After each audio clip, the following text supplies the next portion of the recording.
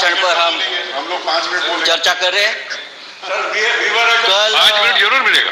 कल धर्मेंद्र प्रधान जी यहाँ बोल रहे थे और बार बार हमारी तरफ कटाक्ष करके हमें ये बोल रहे थे कि सच सुनो, सच सुनने से मोक्ष प्राप्त होता है। हम तो 6 साल से सच सुन रहे हैं और झूठ को भी सच मान रहे हैं, लेकिन आज जो चल रहा है हमारे देश में, जो माहौल है, मैं देखता हूं जो सच बोलता है, जो सच लिखता है, उसे गद्दार, देशद्रोही कह के पुकारा जाता, बोल दिया जाता है। कल इस बारे में चर्चा हम लोगों ने की। दिग्विजय साहब ने बहुत उस बारे में कहा है। सर, जो सरकार से सवाल पूछेगा उस पर देशद्रोही का मुकदमा ठोक दिया जाता है।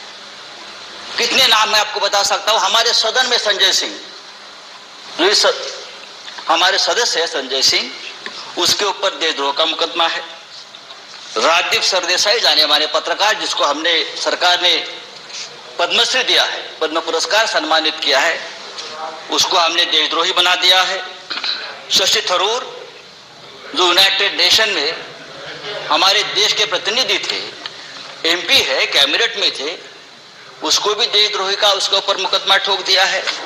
जो सिंघू बॉर्डर पर रिपोर्टिंग करने वाले मनजीत सिंह, धर्मेंद्र सिंह और भी ऐसे बहुत से पत्रकार हैं या लेखक है, उसको हमने इस कानून के तहत, देशद्रोह के कानून के खिलाफ मुकदमा ठोक दिया है। मुझे लगता है कि हमारे कानून के किताब में से सब आईपीसी धाराएं खत्म कर दी और सब देशद्रोही की धारा एक वही रख दी है। डोमेस्टिक वायलेंस हो तो भी देशद्रोह का मुकदमा आप ठोक देंगे। पंतप्रधान मोदी हमारे लिए आदरणीय है। देश के प्रधानमंत्री जी का हम सम्मान करते करते रहेंगे। उन्हें प्रचंड बहुमत मिला है देश चलाने के लिए, हम ये मानते हैं। लेकिन बहुमत जो होता है वो अहंकार से नहीं चलाया जाता। बहुमत बड़ा चंचल होता है। हमारे मराठी के एक संत है तुकाराम, संत तुकाराम, उसने कहा है, निंदकाचे घर असावे शेजारी। उसका मतलब है जो आपका निंदक है, जो आपके ऊपर क्रिटिसाइज करता है, आपको आईना दिखाता है, वो आपके आसपास रहना चाहिए, उसका घर आपके बगल में रहे। लेकिन आज ऐसा है कि जो निंदा करे, जो टीका करे, आप उसको बदनाम कर देते हो। जैसे किसान आंदोलन, जिस तरह से इस किसान आंदोलन को भी बदनाम करने की कोशिश या साजिश चल रही है, मुझे लगता है देश के प्रतिष्ठा के लिए ठीक नहीं है, किसानों के लिए ठीक नहीं है, हम सब के लिए ठीक नहीं है। 26 जनवरी लाल किले पर तिरंगे का अपमान हुआ, उससे हमारे प्रधानमंत्री बहुत दुखी हो गए, पूरा देश दुखी हो गया। लेकिन लाल किले पर तिरंगे का अपमान करने वाला जो कोई दीप सिद्धू है, वो कौन है, किसका आदमी है, उस बारे में तो आप नहीं बताते। वो किसका आदमी है, उसको किसने ताकत दी है, ये सिद्धू अब तक पकड़ा नहीं गया। लेकिन 200 से ज्यादा किसान इस प्रकरण में तिहाड़ जेल में बंद है और उनके ऊपर देशद्रोह का मुकदमा चल रहा है। 100 से ज्यादा आंदोलक जो युवा है वो लापता है। वो कहां है, पुलिस ने उसका क्या किया, उसका एनकाउंटर किया है, क्या क्या मार दिया, वो पता नहीं है। तो ये जो है ये देशद्रोही है, अपने हक के लिए लड़ते हैं। लेकिन देश प्रेमी कौन है हमारे देश में? अर्नब गोस्वामी, जिसके वजह से एक निरपराध व्यक्ति महाराष्ट्र में जिसने आत्महत्या की, कंगना रनावत, ये देश प्रेमी है।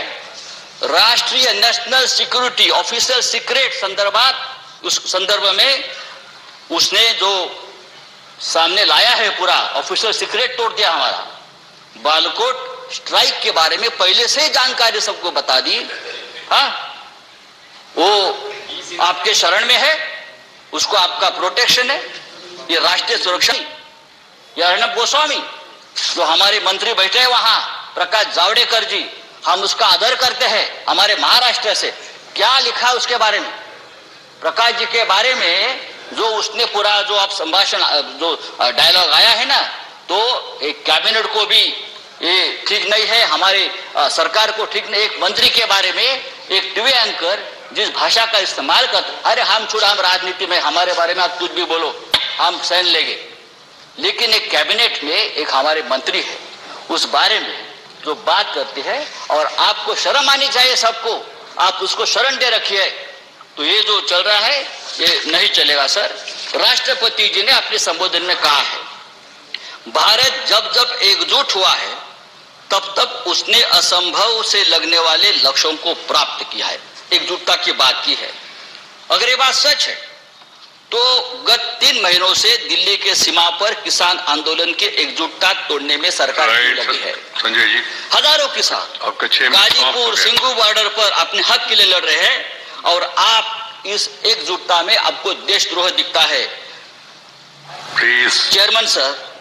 चेयरमैन सर, ये पंजाब, हरियाणा और पश्चिमी यूपी का किसान पूरे देश के किसानों की लड़ाई लड़ रहा है।